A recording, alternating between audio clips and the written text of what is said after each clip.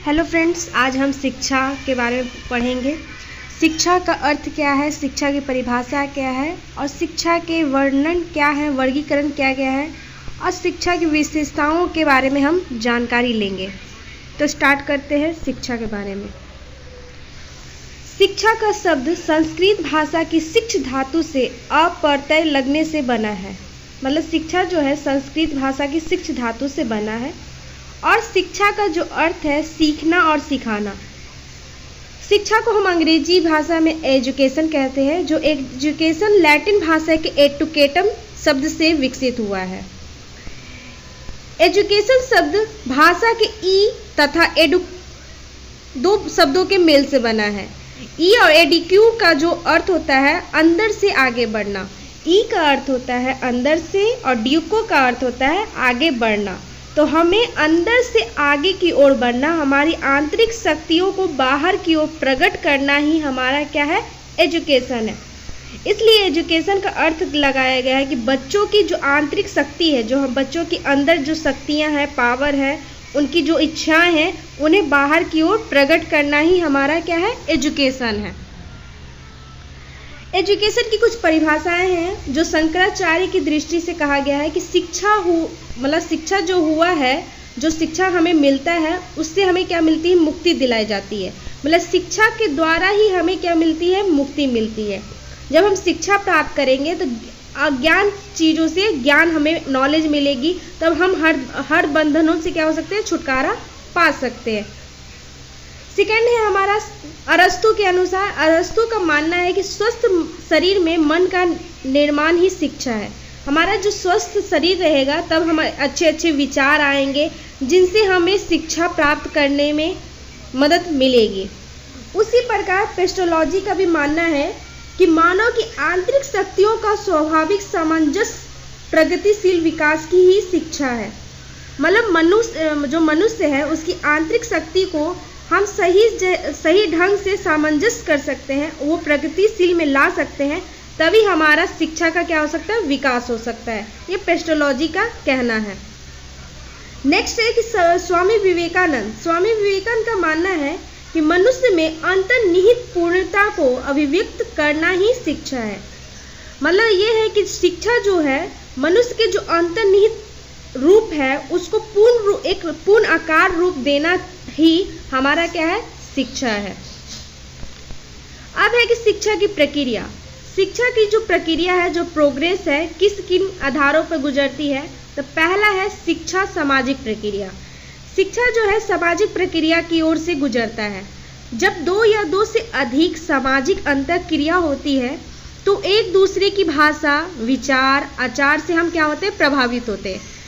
जब हमें शिक्षा प्राप्त होती है उन्हीं के द्वारा हम क्या करते हैं, समाज में एक दूसरे से क्या होते हैं, मेल मिलाप करते हैं, उनके भाषाओं को सीखते हैं, उन भाषाओं के द्वारा क्या करते हैं, अपने विचारों को आदान प्रदान करते हैं, उनकी बातों को हम समझते हैं, मेरी बातों को वो समझते हैं। इन्हीं से हमारा क्या होता है, शिक्षा प्रगति होती है। इस प्रभावित होने की प्रक्रिया को ही क्या कहते हैं, सीखना कहते हैं। मतलब हम क्या करते हैं कि समाज में रहकर ही हम एक दूसरे की बातों को आदान प्रदान करते हैं, तो इसी से हमारा क्या होता है, सीखना स्टार्ट होता है। और जब हम यह कार्य कुछ निश्चित उद्देश्यों को सामने रख कर किया जाता है तो उसे शिक्षा कहते हैं। जो हम घर में, समाज में जो सीख रहे हैं वो सीखना हुआ। उसके बाद हमारा क्या है कि हम किसी लक्ष्य के लिए हम कुछ और सीख रहे हैं, उस लक्ष्य को प्राप्त करने के लिए कुछ सीख रहे हैं, उसे हम क्या कहते हैं, शिक्षा कहते हैं। उस उद्देश्य को प्राप्त करने के लिए हम क्या करते हैं, शिक्षा प्राप्त करते हैं, तो उसे हम क्या कहते हैं, शिक्षा कहते हैं।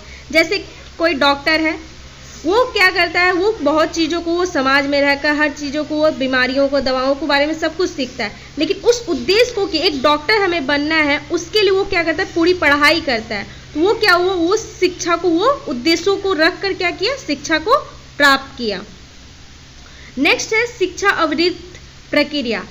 मनुष्य के जन्म से कुछ दिन बाद से ही उसकी शिक्षा क्या हो जाती है, प्रारंभ हो जाती है और जीवन के अंत तक चलती रहती है। शिक्षा की प्रक्रिया पीढ़ी दर पीढ़ी चलती रहती है, विश्राम नहीं करती। मतलब ये कहना है कि शिक्षा जो अवृत्त है वो मनुष्य के जन्म के कुछ दिन के बाद से, जो छोटा बच्चा होता है उसके कुछ दिन के बाद से कैसे उसको खाना खिलाया जाए, वो कैसे वो पढ़ेगा, बड़ों से कैसे बात करेगा, समझेगा, इन सभी चीज़ों का जो सीखना होता है, सीखने की जो प्रक्रिया होती है, बड़ों का आदर मान करना, हमें सुबह उठना चाहिए, ब्रश करना चाहिए, ये सब छोटी छोटी जो सीखने की प्रक्रिया होती है मनुष्य के जन्म के बाद से ही स्टार्ट हो जाती है और वहीं से बच्चे का क्या होता है, शिक्षा प्रारंभ हो जाता है। ऐसे भी कहा गया है कि जो घर होता है प्रथम पाठशाला होती है बच्चों के लिए और प्रथम शिक्षक कौन होती है, उनकी माता होती है। तो जीवन के अंत तक क्या होता है, चलती रहती है। जब तक हम इस धरती पर जीवित हैं तब तक हमारा क्या होता है, शिक्षा की प्रक्रिया कुछ ना कुछ हम क्या करते हैं, सीखते रहते हैं। हमारा शिक्षाकरण जो होता है वो चलता रहता है, पीढ़ी दर पीढ़ी चलता रहता है, वो विश्राम नहीं करता। आज हम सीखे हैं, उसके बाद हम अपनी पीढ़ी को सिखाएंगे, वो क्या करे, वो दूसरी पीढ़ी को सिखाएगा। ऐसे क्या होता है, शिक्षा पीढ़ी दर पीढ़ी चलती रहती है, रुकती नहीं है। अब है शिक्षा ध्रुवीय प्रक्रिया है, मतलब शिक्षा जो है दो रास्ते से गुजरता है, दो रास्तों पर ये चलता है। शिक्षा की प्रक्रिया में एक पक्ष क्या करता है, प्रभावित करता है और दूसरा पक्ष प्रभावित होता है। तो मतलब ये कहना है कि शिक्षा जो प्रक्रिया में एक पक्ष प्रभावित करता है, प्रभावित करता कौन है, शिक्षक, और दूसरा क्या होता है, दूसरा पक्ष क्या होता है, प्रभावित होता है, तो विद्यार्थी। शिक्षक क्या करता है, बच्चों को प्रभावित करता है, अब विद्यार्थी क्या होता है, शिक्षक की बातों से क्या होता है, प्रभावित होता है।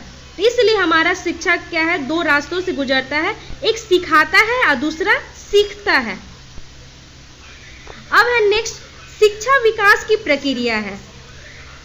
मतलब शिक्षा जो है एक विकास की प्रक्रिया है, प्रोग्रेस करने की प्रक्रिया है, जो डेवलप करने की रास्ते से होकर गुजरता है, जो मनुष्य के जन्म के बाद से व्यवहार में परिवर्तन होते हैं और ज्योतिष द्वारा आनंद को प्राप्त करते हैं। शिक्षा करते हैं तो हाथों में उन्हें संस्कृति आधार पर आगे बढ़ती है और इसमें क्या होते हैं, अपने अनुभव को जोड़ देते हैं। इससे क्या होती है, संस्कृति का विकास होता है। मतलब ये है कि मनुष्य क्या करते हैं कि विकास की प्रक्रिया में बढ़ते हैं और उनका विकास की ओर बढ़ता चला जाता है, जो जीवन के अंत तक चलता रहता है। अब है शिक्षा गतिशील प्रक्रिया है। शिक्षा के द्वारा मनुष्य अपनी सभ्यता एवं संस्कृति में निरंतर विकास करता है। विकास के लिए एक पीढ़ी अपने ज्ञान एवं कला कौशल आदि को पीढ़ी को हस्तांतरित करती है। इसलिए विद्यालय के उद्देश्य, पाठचर्या और शिक्षण विधियां होती हैं। मतलब ये है कि शिक्षा के द्वारा ही मनुष्य के अंदर क्या होता है कि सभ्यता का, संस्कृति क्या होती है, विकास करती रहती है। मतलब शिक्षा के ही द्वारा हमारी सभ्यता का परिवर्तनशील होता है, संस्कृतियाँ कुछ परिवर्तित होती है, जो एक दूसरे से जोड़कर विकास की ओर बढ़ती है। और ये क्या होता है कि जो आज हम सीखे हैं, जो हमारी सभ्यता है, संस्कृति है, वो हम आने वाली पीढ़ी को सिखाते हैं, उनके हाथों में सौंपते हैं, फिर वो क्या करते हैं, अपनी आने वाली पीढ़ी को सिखाते हैं। इससे क्या होता है कि उद्देश्य हमारा पूर्ण होता है। इसलिए शिक्षा क्या होती है, गतिशील प्रक्रिया की ओर बढ़ती है। जैसे क्या होता है कि जैसे समाज में परिवर्तन होते हैं, तैसे तैसे क्या होता है, हमारा शिक्षण भी परिवर्तन की ओर स्वीकार करती है। मतलब ये है कि जैसे हमारा सभ्यता अलग अलग हुआ, वैसे ही पहले क्या होता था कि ब्लैक बोर्ड था, ब्लैक बोर्ड पर हम बच्चे को श्यामपट्ट पर सिखाते थे। उसके बाद वाइट बोर्ड आया, उसके बाद क्या हुआ, अभी डिजिटल बोर्ड चल रहा है। वैसे ही हमारा क्या होता है कि जैसे जैसे हमारी सभ्यता परिवर्तन हो रहा है, वैसे ही हमारी शिक्षण करने की, शिक्षा प्राप्त करने की परिवर्तनशील भी बदलती जा रही है। यदि शिक्षा गतिशील ना होती तो हमारा क्या होता है, विकास भी अग्रसर नहीं होता। जब तक हमारा शिक्षा क्या होता है, गतिशील मतलब यह कि निरंतर बदलता रहता है और विकास की ओर बढ़ता है, तो निरंतर हमारा कुछ ना कुछ जुड़ेगा नहीं, तब तक हमारा विकास की ओर बढ़ेगा भी नहीं। इसलिए हमें शिक्षा में गतिशील भी जरूरी है। अब एक शिक्षा की प्रगति एवं विशेषताएं।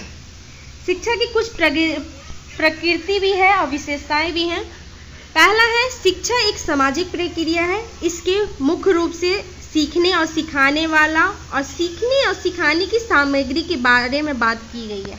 मतलब यहाँ तीन चीज़ों के बारे में बात की गई है, जो सिखाने वाला है और सीखने वाला और सिखाने वालों के बीच में एक सामग्री।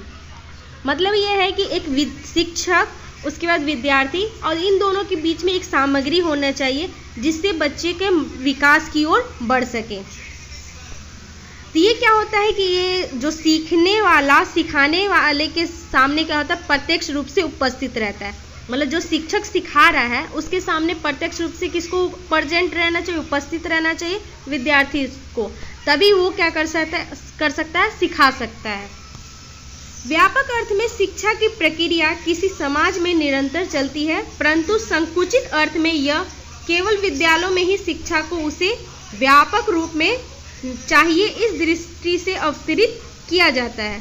मतलब ये है कि व्यापक अर्थ में शिक्षा की प्रक्रिया क्या होती है, किसी समाज में निरंतर चलती रहती है। असंकुचित अर्थ में क्या होता है कि विद्यालय में ही शिक्षा को व्यापक रूप में सिखाया जाता है। मतलब व्यापक रूप में मतलब बड़े स्तर में क्या होता है, शिक्षा फैला हुआ है, लेकिन संकुचित मतलब कुछ उस बड़े स्तरों में से कुछ बातों को क्या करते हैं, हम विद्यालय में सिखाते हैं। संकुचित अर्थ, व्यापक है हमारा शिक्षा, और संकुचित है क्या है, हमारे विद्यालय के अंदर हम सिखाते हैं। नेक्स्ट है हमारा शिक्षा उद्देश्य प्रक्रिया है। इसके उद्देश्य समाज द्वारा निश्चित होते हैं। इस प्रकार शिक्षा विकास की प्रक्रिया है। शिक्षा हमारा क्या है, उद्देश्य की प्रक्रिया है। हम कोई उद्देश्य को प्राप्त करने के लिए या कुछ हम बनने के लिए ही हम क्या करते हैं, शिक्षा को प्राप्त करते हैं।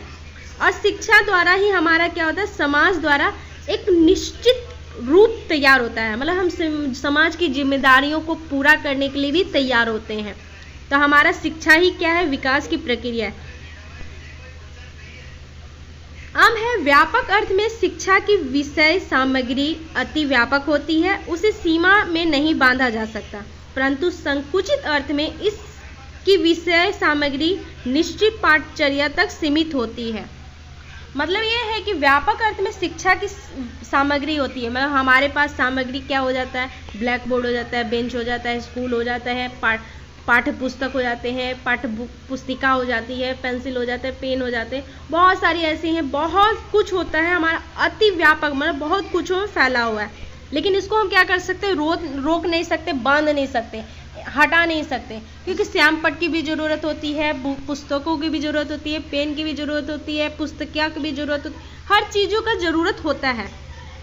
जो हमारा पाठचर्या होता है उसको एक जगह हम सीमित कर सकते हैं, लेकिन हमारे जो पाठ सामग्री हैं, विषय सामग्री हैं, उसको हम बांध नहीं सकते।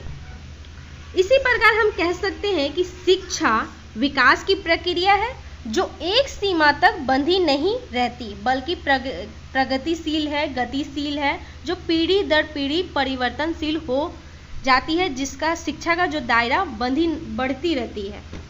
मतलब ये कहना है कि शिक्षा जो है विकास की प्रक्रिया है जो सीमा मतलब एक जगह बंधी नहीं है, उसको कोई रोक नहीं सकता है, बल्कि वो क्या है, प्रगतिशील है, वो बढ़ते रहता है। आज हमारा जैसे कि हमारी सभ्यता क्या है, श्याम पट्ट से लेकर ब्लैक बोर्ड से लेकर व्हाइट बोर्ड से हमारा डिजिटल बोर्ड तक चला है। वैसे ही हमारी सभ्यता क्या है कि हर दिन क्या होती है, बढ़ती रहती है और परिवर्तनशील की ओर अग्रसर रहती है। इसलिए हमारा शिक्षा का जो दायरा है दिन प्रतिदिन बढ़ते रहता है। जैसे हमारी शिक्षण नीति जो है वो भी बदलती रहती है, क्योंकि बच्चे हर तरह के बच्चे होते हैं, सबको सीखने का अलग अलग नज़रिया होता है, तरीका होता है, इसलिए हमारा शिक्षा का जो दायरा होता है बढ़ता रहता है। Thank you so much for watching.